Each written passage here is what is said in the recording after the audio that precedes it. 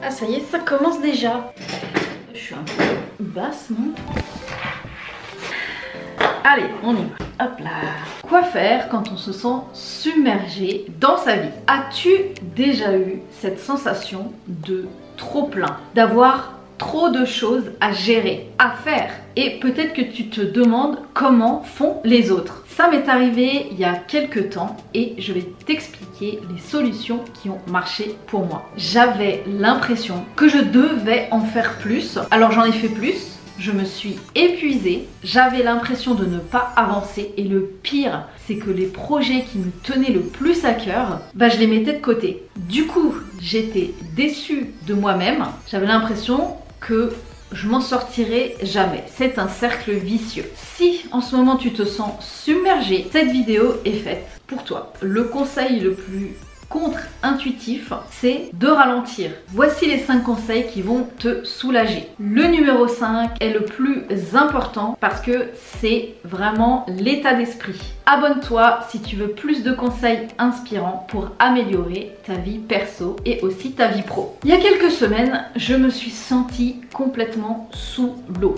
Entre les travaux, les projets clients, les réseaux sociaux, YouTube, faire du sport, prendre soin de sa santé, s'occuper de la maison, le ménage, les courses, en tout cas j'avais l'impression que j'avais une to-do list à rallonge. Le premier point, c'est de revenir dans le silence. Plus on a de choses à faire et plus le mental il tourne en rond. Il se pose 10 milliards de questions et le plus important, c'est de revenir à soi et de revenir dans sa paix intérieure, dans le calme. Respire un bon coup, oxygène-toi, arrête de courir partout. C'est un peu l'adage ralentir pour réussir. Et même si tu prends 1 heure pour toi, je te rassure, le monde ne va pas s'écrouler. Numéro 2, justement, c'est de se consacrer du temps, de trouver du temps pour soi. Là, je t'invite à te poser justement, à faire le silence, faire du calme et à répondre à ces questions. Liste d'abord les choses qui te mangent ton temps. Et si comme moi,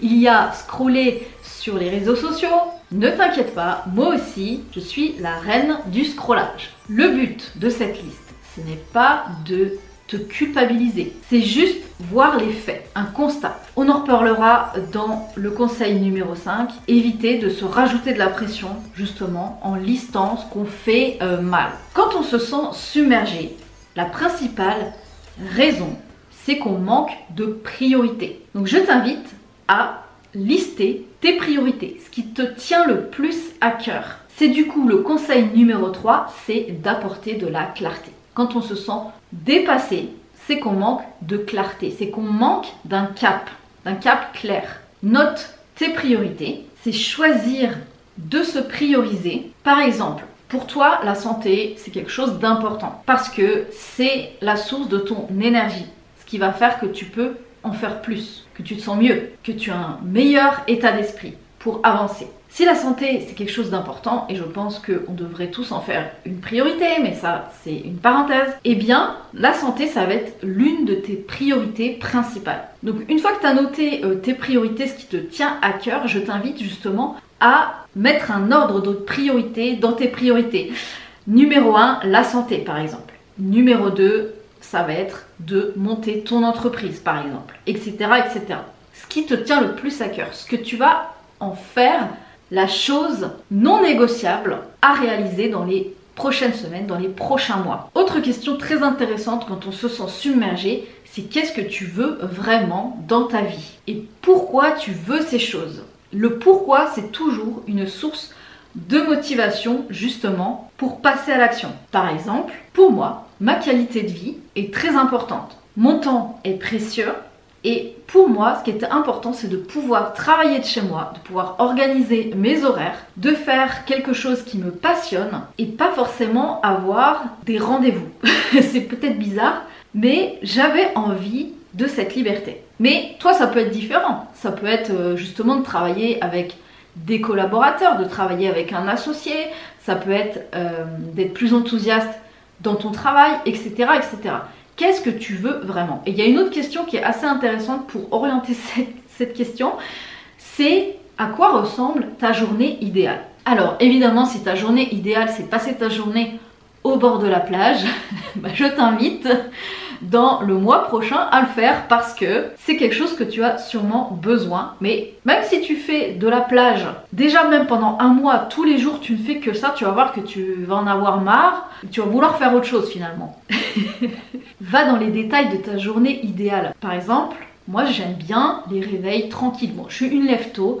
J'aime bien commencer ma journée tranquillement, avec des choses que j'aime faire, avec justement du silence, avec des exercices physiques simples, avec une marche au soleil. Écris ta journée idéale. Le conseil numéro 4, c'est de trouver des solutions pour gagner du temps. Donc tu peux reprendre ce qui te mange ton temps et fais une deuxième colonne et mets à côté derrière les solutions que tu peux apporter. Par exemple, ça peut être faire les courses, ça te prend énormément de temps, ça te pompe ton énergie, eh bien peut-être que tu peux mettre en place le système du drive. Tu as juste à faire tes courses en 2 clics, tu peux même le faire sous ton plaid avec un thé bien chaud. Si pour toi faire les repas que tu sais jamais quoi manger, ça peut être d'organiser tes repas pour la semaine. Comme ça, tu enlèves cette idée de nourriture de ta tête. Est-ce que si les tâches ménagères te prennent beaucoup de temps, est-ce que tu peux pas organiser autrement, c'est-à-dire par exemple prévoir une demi-journée le vendredi après-midi pour faire ton ménage? Vois ce qui te correspond le plus. On en vient justement au conseil numéro 5, c'est d'apprendre à se connaître et de mieux gérer en fait son état d'esprit. Est-ce que tu es plus du matin? Est-ce que tu es plus du soir? Si tu as l'impression que ça n'avance pas dans tes projets, que tu es submergé et que évidemment par exemple en début d'après-midi tu n'es vraiment pas à fond parce que justement tu as une baisse d'énergie, arrête de te remettre encore de la pression. C'est sûrement que dans ta façon de faire, tu peux pas être focus en début de journée par exemple. Donc fais autre chose. Ou repose-toi tout simplement. Le conseil numéro 5, c'est la partie état d'esprit. Je te demande d'avoir beaucoup plus de compassion envers toi-même. Tu fais ce que tu peux. Tu fais de ton mieux. À la fin de la journée, tu dois pouvoir te dire « Ok, j'ai peut-être pas fait tout ce que je voulais faire, mais j'ai fait de mon mieux. » Ça fait partie des 4 accords Toltec. C'est très important de ne pas se submerger soi-même au final. La culpabilité... J'en ferai sûrement une vidéo sur le sujet. C'est quelque chose qui nous dessert complètement. Réfléchis à chaque fois que tu as culpabilisé pour quelque chose. Par exemple, tu as regretté d'avoir dit quelque chose ou d'avoir fait quelque chose. Et que ce regret revient. En fait, ça bouffe juste ton énergie et ton temps. Ça sert à rien de revenir sur le passé. Donc moi, la solution que j'ai trouvée pour la culpabilité, c'est carrément de me dire que ça n'existe pas. La culpabilité n'existe pas. Mais je reviendrai sur une vidéo. Je t'invite à relativiser. Ce n'est pas grave. Si c'est pas une question de vie ou de mort, c'est pas grave. Stop également à la perfection. Sincèrement, on peut pas tout faire en même temps. On a chacun 24 heures. Et vaut mieux faire que vouloir être parfait. C'est un peu bateau ce que je dis, mais c'est très important de répéter les bases. C'est pareil le soir. Je t'invite à te féliciter. Qu'est-ce qui t'a rendu fier aujourd'hui? En quoi tu peux remercier la vie? Félicite-toi parce que personne le fera pour toi. En tout cas, pour l'instant, on est dans une société, un peu plus aux États-Unis, mais où on a du mal à féliciter les gens, tout simplement pour ce qu'ils font ou pour ce qu'ils essayent d'entreprendre. C'est très français, je crois. Par rapport à la culpabilité, ça veut dire lâcher le contrôle. Souvent, quand on se sent submergé, c'est qu'on veut tout contrôler. Et concernant la perfection, j'ai un peu mélangé mes notes là. Aime ton imperfection. Personne n'est parfait. Même la personne que tu admires le plus n'est pas parfaite. Pourquoi? Parce que nous sommes humains. Nous avons des émotions. Donc on peut gérer nos émotions évidemment et c'est l'une des choses principales moi qui a changé ma vie, c'est la gestion des émotions. Ça on y reviendra aussi. S'aimer inconditionnellement, s'aimer sans condition. Même s'il y a un truc que tu détestes chez toi, aime-le. Même s'il y a un truc que tu détestes chez l'autre, aime-le. Il n'y a que cette solution qui marche. Lâcher prise, lâcher le contrôle, lâcher la perfection, lâcher la culpabilité. Je t'invite à écrire ce que tu réalises chaque jour. Parce que le cerveau, une fois qu'il a fini une tâche, a tendance à l'oublier.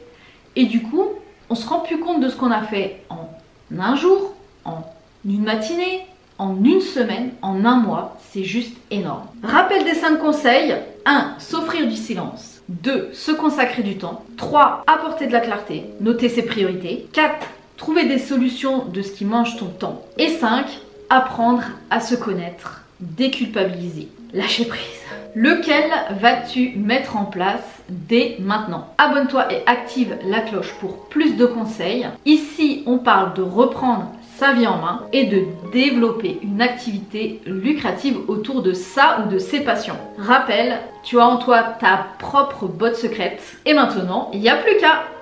Il y a une vidéo tous les lundis à 14 h. Une vidéo simplement pour t'accompagner toute la semaine. À très vite!